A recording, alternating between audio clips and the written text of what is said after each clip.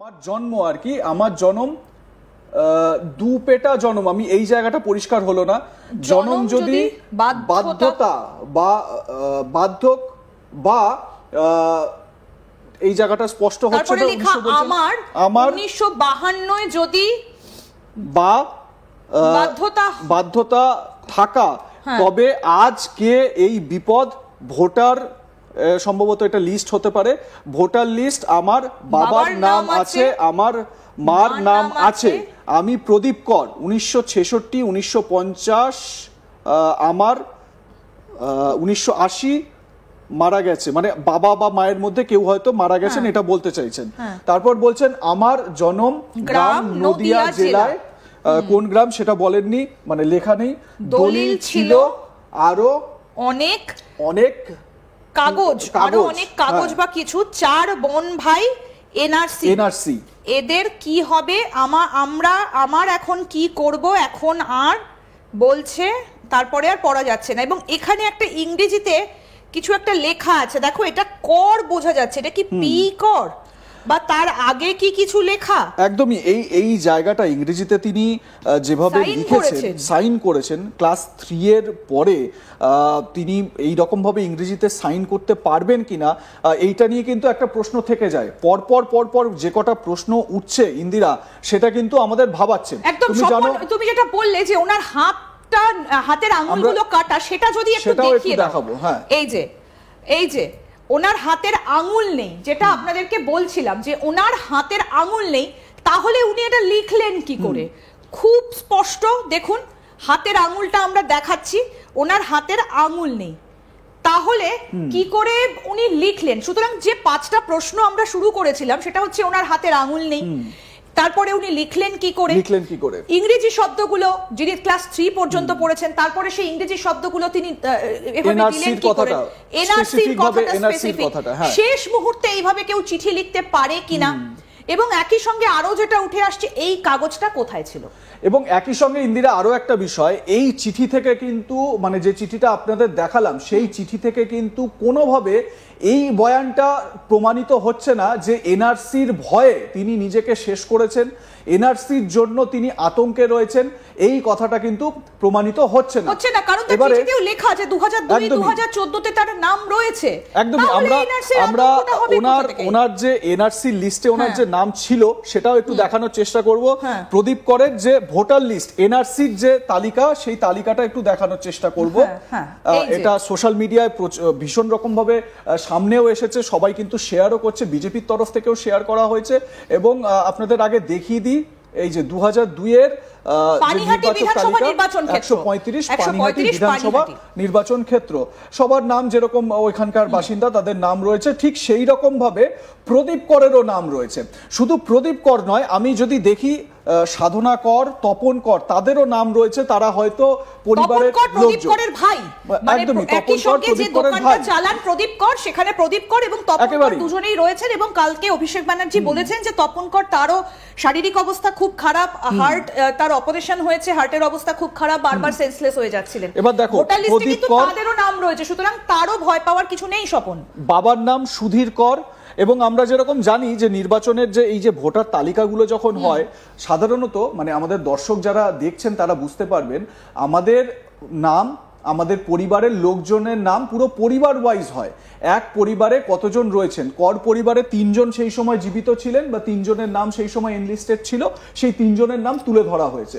ঠিক একই রকম ভাবে প্রদীপ করের নামটা দেখতে পাচ্ছেন এখানে জল করছে, বাবার নাম সুধীর কর। এবারে এইখানে প্রশ্ন হচ্ছে ইন্দিরা, যে যেই ব্যক্তির এসআইআর এ নাম রয়েছে, সেই ব্যক্তি কিভাবে এনআরসির ভয় পেলেন?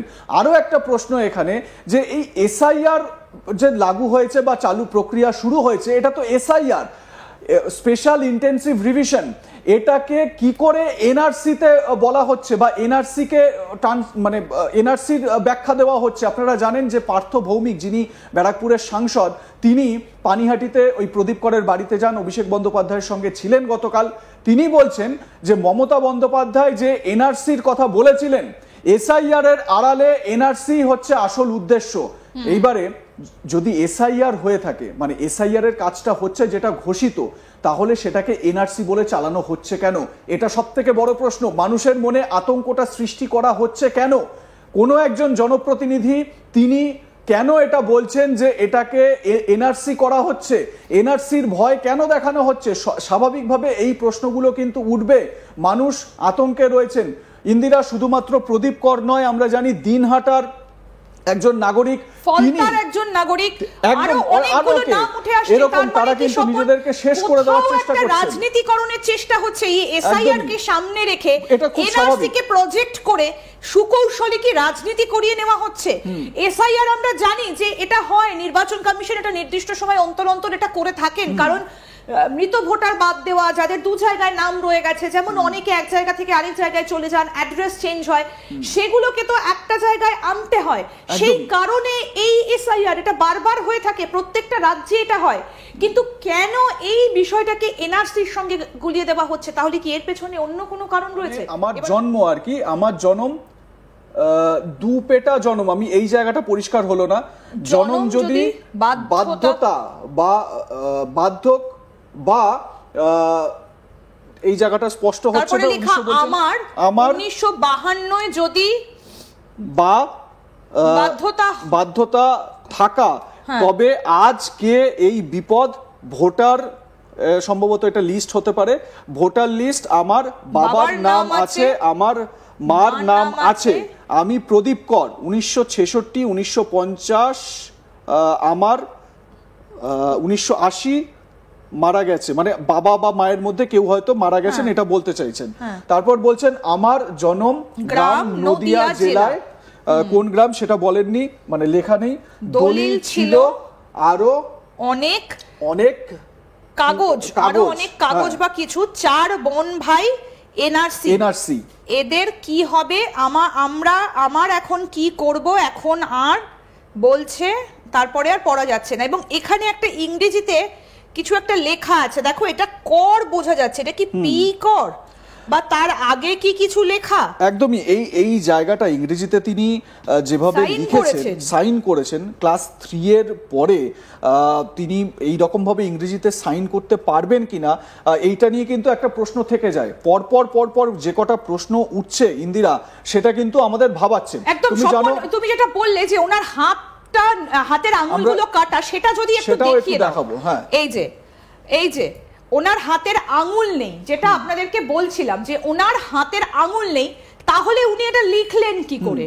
খুব স্পষ্ট দেখুন, হাতের আঙুলটা আমরা দেখাচ্ছি, ওনার হাতের আঙুল নেই, তাহলে কি করে উনি লিখলেন? সুতরাং যে 5টা প্রশ্ন আমরা শুরু করেছিলাম, সেটা হচ্ছে ওনার হাতের আঙুল নেই, তারপরে উনি লিখলেন কি করে, ইংরেজি শব্দগুলো, যিনি ক্লাস 3 পর্যন্ত পড়েছেন, তারপরে সেই ইংরেজি শব্দগুলো তিনি এভাবে দিলেন কি করে, এনআরসির কথাটা স্পেসিফিক, শেষ মুহূর্তে এইভাবে কেউ চিঠি লিখতে পারে কিনা। এবং একই সঙ্গে আরো যেটা উঠে আসছে, এই কাগজটা কোথায় ছিল?